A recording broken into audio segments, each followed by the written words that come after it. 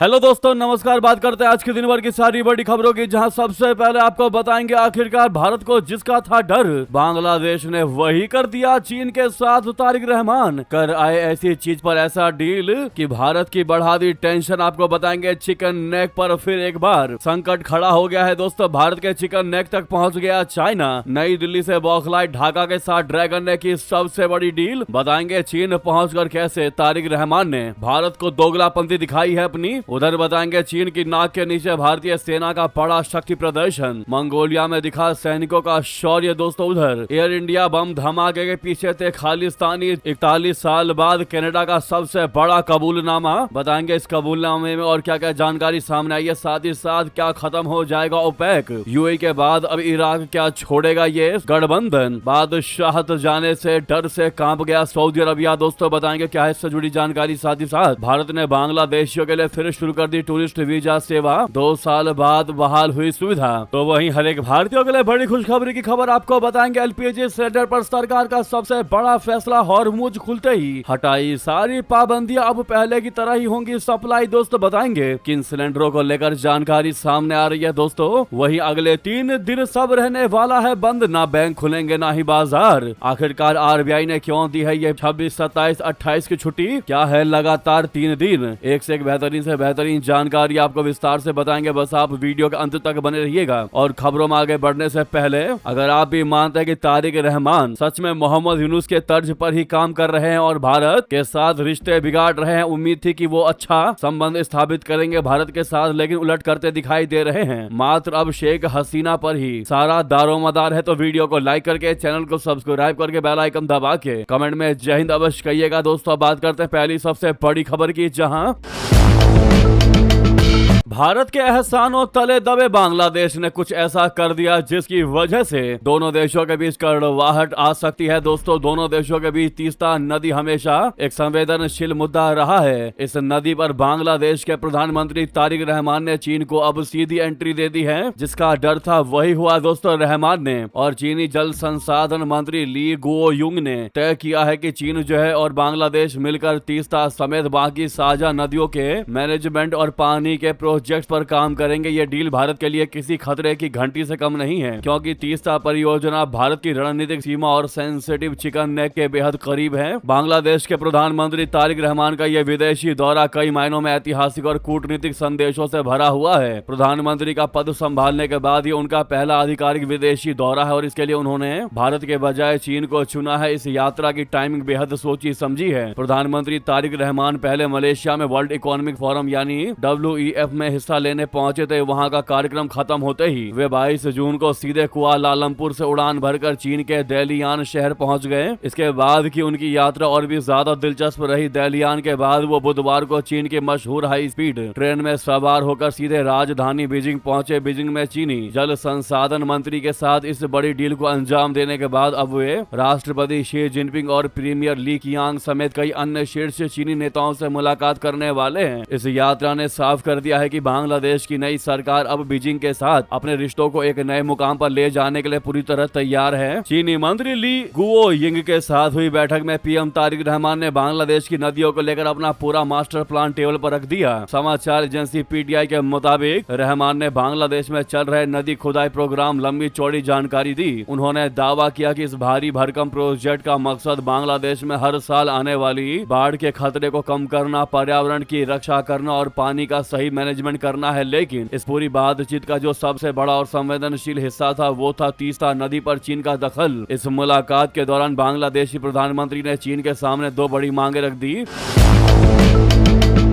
पहला मांग तीस्ता के लिए स्पेशल टेक्निकल सपोर्ट, यानी बांग्लादेश ने विशेष रूप से तीस्ता नदी प्रबंधन परियोजना के लिए चीन से एडवांस तकनीकी और वित्तीय सहायता की मांग की है। वहीं दूसरी मांग इंफ्रास्ट्रक्चर का आधुनिकीकरण, यानी इसके अलावा बांग्लादेश ने नदी के कटाव को रोकने, सिंचाई के बुनियादी ढांचे को आधुनिक बनाने और देश के भीतर अंतरदेशीय जल परिवहन को बेहतर करने के लिए बीजिंग से सीधे मदद की अपील की है। दोस्तों, चीन ने न सिर्फ इस प्रोजेक्ट में शामिल होने की हामी भरी, बल्कि बांग्लादेशी अधिकारियों और जल विशेषज्ञों को चीन में आकर खास ट्रेनिंग लेने का भी न्योता दे दिया है। इसका मतलब साफ है कि आने वाले दिनों में तीस्ता नदी के बहाव और उसके रास्तों को मोड़ने या उस पर बैराज बनाने का पूरा कंट्रोल चीनी इंजीनियरों के हाथ में जा सकता है। दोस्तों, अब आप कहेंगे इसमें भारत की टेंशन बढ़ने वाली क्या बात है, तो आपको बता दें, तीस्ता नदी का जो मुद्दा है वो हमेशा से ही भारत और बांग्लादेश के संबंधों में एक बेहद नाजुक विषय रहा है। ये नदी पूर्वी हिमालय से निकलती है और पश्चिम बंगाल से होते हुए बांग्लादेश में प्रवेश करती है, जहां ये लाखों लोगों की आजीविका का मुख्य जरिया है। लेकिन इस नदी का भौगोलिक स्थान भारत के लिए सबसे बड़ा सुरक्षा सिर दर्द है। दोस्तों, भौगोलिक स्थिति की बात करें तो तीस्ता नदी भारत के सबसे महत्वपूर्ण सिलीगुड़ी कॉरिडोर यानी चिकन नेक के बेहद करीब बहती है। ये कॉरिडोर महज 20 से 22 किलोमीटर चौड़ी जमीन की एक पट्टी है जो भारत के मुख्य हिस्से को उसके सभी उत्तर पूर्वी राज्यों से जोड़ती है। अगर चीन तीस्ता नदी व्यापक प्रबंधन और बहाली परियोजना के बहाने वहां घुसता है तो वो भारत की सीमा से महज कुछ किलोमीटर की दूरी पर बैठ जाएगा। युद्ध या तनाव की स्थिति में चीन इस कॉरिडोर को ब्लॉक करके पूरे पूर्वोत्तर भारत को देश से अलग काटने की साजिश रच सकता है। जी हाँ दोस्तों, यही सबसे बड़ा कारण है कि ये जानकारी भारत के लिए खतरा साबित हो रहा है, भारत की टेंशन बढ़ा रहा है।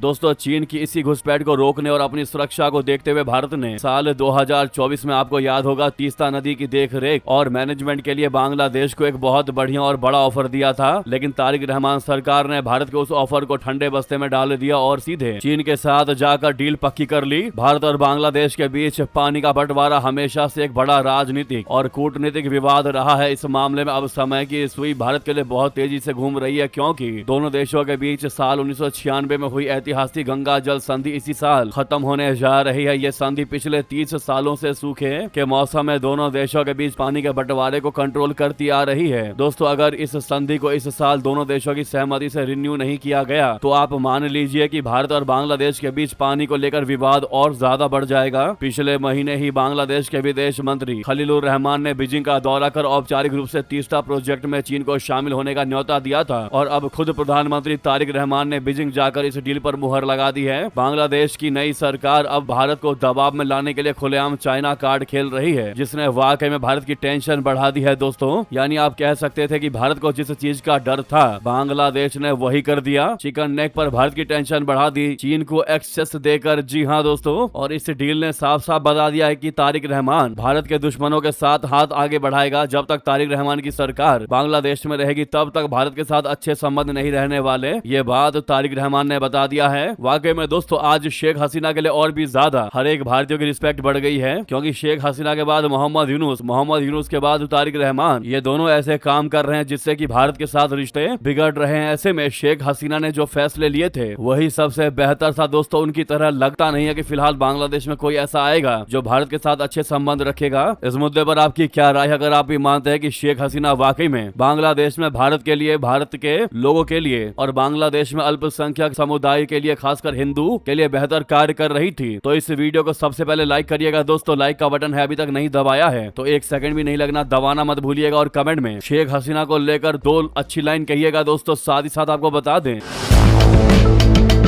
चीन की नाक के नीचे भारतीय सेना का बड़ा शक्ति प्रदर्शन। मंगोलिया में दिखा सैनिकों का शौर्य, बल पराक्रम। जी हाँ, मंगोलिया में आयोजित बहुराष्ट्रीय सैन्य अभ्यास खान क्वेस्ट में हिस्सा ले रही भारतीय सेना की टुकड़ी ने संयुक्त राष्ट्र शांति मिशनों से जुड़े संयुक्त अभ्यासों में भाग लिया। इन अभ्यासों में गश्त यानी पेट्रोलिंग, घेराबंदी एवं तलाशी अभियान, बोले तो कॉरिडोर एंड सर्च ऑपरेशन तथा मानवीय सहायता गतिविधियां शामिल रही, जिनसे विभिन्न देशों की सेनाओं के बीच आपसी तालमेल, संचार क्षमता और जटिल परिस्थितियों में समन्वित प्रतिक्रिया देने की क्षमता को और मजबूत किया गया। भारतीय सेना के अतिरिक्त महानिदेशालय जनसंपर्क ADGPI ने गुरुवार को कहा कि भारतीय सेना वैश्विक सुरक्षा चुनौतियों का प्रभावी ढंग से सामना करने के लिए बहुराष्ट्रीय साझेदारों को मजबूत करने और मिशन के लिए तैयार सैन्य टुकड़ियों के निर्माण के प्रति प्रतिबद्ध है। ADGPI ने एक्स पर अभ्यास का एक वीडियो शेयर करते हुए कहा कि संयुक्त राष्ट्र शांति अभियानों में अपने व्यापक अनुभव का लाभ उठाते हुए भारतीय सेना बहुराष्ट्रीय साझेदारियों को मजबूत करने और बदलती वैश्विक सुरक्षा चुनौतियों का प्रभावी ढंग से सामना करने में सक्षम मिशन तैयार टुकड़ियों के निर्माण के लिए प्रतिबद्ध है। इसके लिए all the best Indian army आप लोग कमेंट में जरूर कहिएगा। साथ ही साथ अगली खबर बता दें,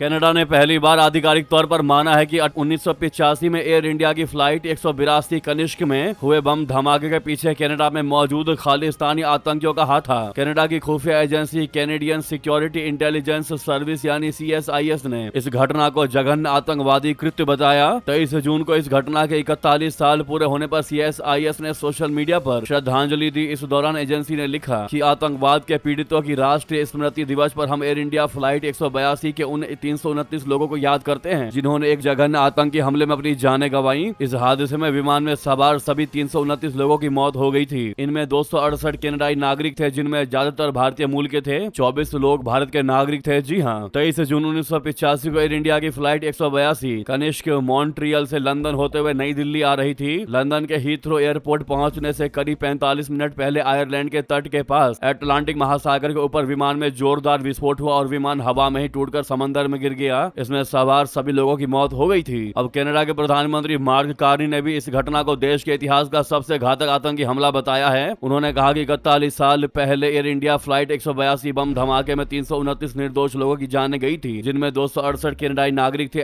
ये आज भी कनाडा के इतिहास का सबसे बड़ा आतंकी हमला है। कनाडा हर तरह के हिंसक आतंकवाद के खिलाफ खड़ा है। जांच में सामने आया कि विस्फोटक एक सूटकेस में छिपाकर विमान के चेक इन बैगेज में रखा गया था। ये सूटकेस जिस यात्री के नाम से चेक इन हुआ था वो खुद विमान में सवार ही नहीं था। कनाडाई जांच एजेंसियों ने निष्कर्ष निकाला था कि ये हमला 1984 में हुए ऑपरेशन ब्लू स्टार के जवाब में किया गया था। ऑपरेशन ब्लू स्टार के दौरान भारतीय सेना ने अमृतसर के स्वर्ण मंदिर परिसर में छिपे आतंकियों के खिलाफ अभियान चलाया था। जांच के अनुसार इसी के प्रतिशोध में सिख अलगाववादियों ने एयर इंडिया विमान को निशाना बनाया। दोस्तों, एयर इंडिया फ्लाइट 182 पर हुआ हमला आज भी किसी यात्री विमान पर हुआ दुनिया का सबसे घातक बम धमाका माना जाता है। अब आप कहेंगे कि आखिरकार कनाडा ने 41 साल बाद क्यों इसका खुलासा किया। आखिरकार कनाडा ने इस बात को कहने में 41 साल क्यों लगा दिए, तो आपको बता दें, भारत शुरू से कहता रहा है कि इस हमले की साजिश कनाडा की जमीन से सक्रिय खालिस्तानी आतंकियों ने रची थी। लेकिन कनाडा की सरकार और सरकारी संस्थाएं कई दशकों तक सार्वजनिक तौर पर खालिस्तानी शब्द इस्तेमाल करने से बचती रही। इसके पीछे कई वजह रहे थे जिनमें की जांच एजेंसियों की बड़ी नाकामी, CSIS और RCMP के बीच तालमेल की कमी, इस हमले को भारत का मामला समझा जाना, अदालत में केस का कमजोर पड़ना। वहीं सरकार की ओर से इस मामले में ढिलाई, यानी सरकार ने माफी तो मांगी हादसे में लेकिन नाम लेने से हमेशा बचती रही खालिस्तानियों का। लेकिन जब से मार्क कार्नी की सरकार आई है दोस्तों कनाडा में, तब से खालिस्तानियों के विरोध में लगातार फैसले लिए जा रहे हैं और मार्क कार्नी की सरकार भारत के पक्ष में भारत को समझ भी रही है दोस्तों। लेकिन इससे पहले जस्टिन ट्रूडो जो कि खालिस्तानियों पर सुनने तक को तैयार नहीं थे। अब इस मुद्दे पर आपकी राय तो बनती है। साथ ही साथ अगली खबर की बात करते हैं, जहां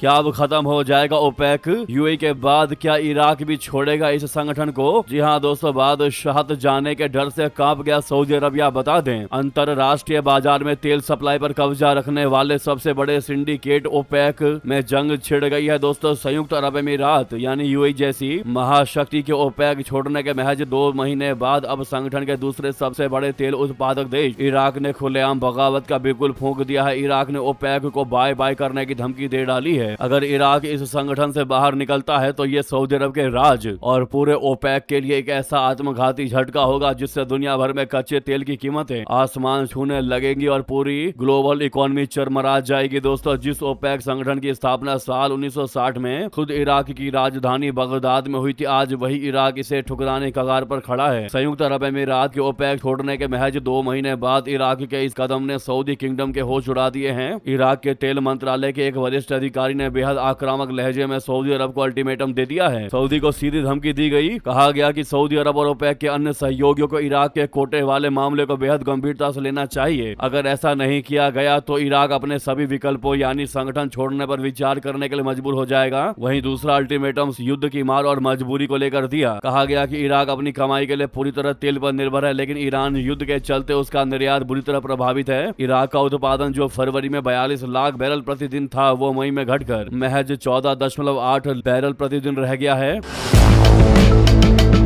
इराक चाहता क्या है आपको बता दें। इराक के नए प्रधानमंत्री अली अल जैदी ने मई में सत्ता संभालते ही साफ कर दिया था कि देश की अर्थव्यवस्था को बचाना और विदेशी निवेश लाना उनकी सबसे बड़ी प्राथमिकता है। इराक का साफ कहना है कि उसका कोटा उसकी विशाल आबादी और तेल उत्पादन की असल क्षमता के हिसाब से तय होना चाहिए, न कि किसी के दबाव में। ऐसे में अगर ओपेक ने पाबंदियां नहीं हटाई तो इराक के पास अलग होने के अलावा कोई रास्ता नहीं बचेगा, और अगर इराक ओपेक से अलग होता है तो ये इस 66 साल पुराने संगठन के ताबूत में आखिरी कील साबित होगा। यूएई पहले ही बाहर जा चुका है और अब इराक जैसा फाउंडिंग मेंबर अगर बगावत करता है तो तेल की सप्लाई और उसकी कीमतों को अपनी उंगलियों पर नचाने का ओपेक का पावर पूरी तरह खत्म हो जाएगा। सऊदी अरब इसी बात से सबसे ज्यादा डरा हुआ है क्योंकि बिना ओपेक के वो दुनिया का ऑयल किंग नहीं रह जाएगा दोस्तों। हालांकि मामले की संवेदनशीलता और कूटनीतिक दबाव को देखते हुए इराक के तेल मंत्रालय ने आधिकारिक तौर पर एक डैमेज कंट्रोल वाला बयान जारी कर कहा है कि ओपेक छोड़ने की खबरें सरकार का आधिकारिक रुख नहीं है, लेकिन अंदर ही अंदर सऊदी अरब और ओपेक प्लस के बीच बंद कमरों में बैठकों का दौर शुरू हो चुका है। सूत्रों का भी मानना है कि इस बड़े गदर और ओपेक को टूटने से बचाने के लिए सऊदी को झुकना ही पड़ेगा और इराक का कोटा थोड़ा बढ़ाना ही पड़ेगा। अब क्या कहते हैं दोस्तों। वहीं नेक्स्ट खबर आपको बता दें, महरंग बलोच को उम्र कैद सजा पर मचा बवाल। सिंध बार काउंसिल ने न्यायिक प्रक्रिया पर उठा दिए गंभीर क्वेश्चन दोस्तों। पाकिस्तान की सिंध बार काउंसिल ने बलोच कार्यकर्ताओं को दी गई आजीवन कारावास सजा की कड़ी आलोचना की है। बलोच यकजहती कमेटी यानी BYC के नेता महरंग बलोच को भी उम्र कैद की सजा दी गई है। वकीलों ने कहा कि यदि ये फैसला निष्पक्षता, स्वतंत्र न्याय प्रक्रिया और प्राकृतिक न्याय के सिद्धांतों के बिना दिया गया है तो ये चिंता का विषय है। पाकिस्तानी एंटी टेररिज्म कोर्ट ने सोमवार यानी 22 जून को 4 कार्यकर्ताओं को एक फ्रंटियर कॉर्प्स अधिकारी की हत्या से जुड़े मामले में आजीवन कारावास की सजा सुनाई है। महरंग बलोच के साथ साथ बलोच स्टूडेंट्स ऑर्गेनाइजेशन BSO के अध्यक्ष बलाश कादिर, केंद्रीय नेता अबू बकर कलांची और BYAC नेता सिबगतुल्लाह शाहजी को भी आजीवन कारावास की सजा दी गई है। बयान में सदस्यों ने कहा कि कानून की गरिमा उसकी सख्त सजा में नहीं बल्कि न्यायिक प्रक्रिया की निष्पक्षता में निहित होती है। सदस्यों ने कहा कि अदालतों का उद्देश्य किसी भी तरह की सहमति थोपना नहीं है बल्कि स्वतंत्रता की रक्षा करना, मनमानी को रोकना और मानव गरिमा को बनाए रखना है। यदि न्यायिक संस्थानों को स्वतंत्रता की रक्षा करने के बजाय असहमति को दबाने का माध्यम माना जाने लगे तो इससे संविधान की आत्मा को ठेस पहुंचती है और न्याय व्यवस्था में जनता का भरोसा कमजोर होता है। बयान में आगे कहा गया कि असहमति कोई अपराध नहीं है और शांतिपूर्ण ढंग से नागरिक अधिकारों की मांग करना देशद्रोह नहीं माना जा सकता। किसी भी व्यक्ति को अपने अधिकारों, न्याय और हाशिए पर मौजूद लोगों की आवाज उठाने का हक लोकतंत्र का मूल आधार है। सदस्यों ने यह भी कहा कि कोई भी समाज तब तक कानून के शासन का दावा नहीं कर सकता जब तक वो विचार व्यक्त करने वालों को अपराधी बनाता है। जी हाँ दोस्तों, उधर आपको बता दें POJK में फिर एक बार उबाल। रावला कोर्ट में जुटे 50,000 से ज्यादा प्रदर्शनकारी। इस्लामाबाद के खिलाफ लगातार जारी प्रदर्शन दोस्तों। पाकिस्तान के कब्जे वाले जम्मू कश्मीर यानी POJK में विरोध प्रदर्शन लगातार तेज होते जा रहे हैं। आंदोलन अब 17वें दिन में पहुंच गया है। इस दौरान रावला कोर्ट के ईदगाह मैदान में हजारों लोग जमा हुए। आंदोलन के आयोजकों का दावा है कि इस रैली में 50,000 से अधिक लोगों ने हिस्सा लिया। इसे हाल के वर्षों में क्षेत्र का सबसे बड़ा जन प्रदर्शन बताया जा रहा है दोस्तों। तो वहीं आपको बता दें, एयर इंडिया पर DGCA का सबसे बड़ा एक्शन पाकिस्तानी हवाई क्षेत्र में घुसने और इंडिगो विमान के सामने आने पर चारों पायलट ड्यूटी से हटा दिए गए। दोस्तों बता दें, एयर इंडिया फ्लाइट के पहले 22 जून की रात को प्रतिबंधित पाकिस्तानी एयर स्पेस में घुसने और फिर 24 जून की शाम को अहमदाबाद एयरपोर्ट पर गलत टर्न लेते हुए टेक ऑफ के लिए जा रही इंडिगो फ्लाइट के सामने पहुंच जाने वाले मामलों में चारों पायलटों को रोस्टर कर दिया गया है। इन पायलटों को जांच पूरी होने तक फ्लाइट ड्यूटी पर नहीं लगाया जाएगा। दोनों घटनाओं की शुरुआती DGCA जांच में एयर इंडिया के पायलटों की गलती नजर आ रही है। DGCA सूत्रों का कहना है कि दोनों ही मामलों में जांच के लिए दोनों एयरक्राफ्ट के ब्लैक बॉक्स में और ATC से हुई बातचीत की रिकॉर्डिंग सुरक्षित रखने के लिए कहा गया है। DGCA की जांच टीम एयर इंडिया से अमृतसर और अहमदाबाद एयरपोर्ट ATC से रिकॉर्डिंग कलेक्ट करेगी, जिसे सुनकर यह पता लगाया जाएगा कि 22 जून को जब दिल्ली से अमृतसर के लिए टेक ऑफ हुई एयर इंडिया की फ्लाइट को अमृतसर एयरपोर्ट पर बर्ड हिट की वजह से रनवे उपलब्ध न होने की वजह से गो अराउंड करने के लिए कहा गया था। अब ऐसे में DGCA ने दोस्तों ये बड़ा फैसला लिया है। इन चारों पायलटों को ड्यूटी से हटा दिया है दोस्तों। साथ ही साथ आपको अगली खबर बता दें,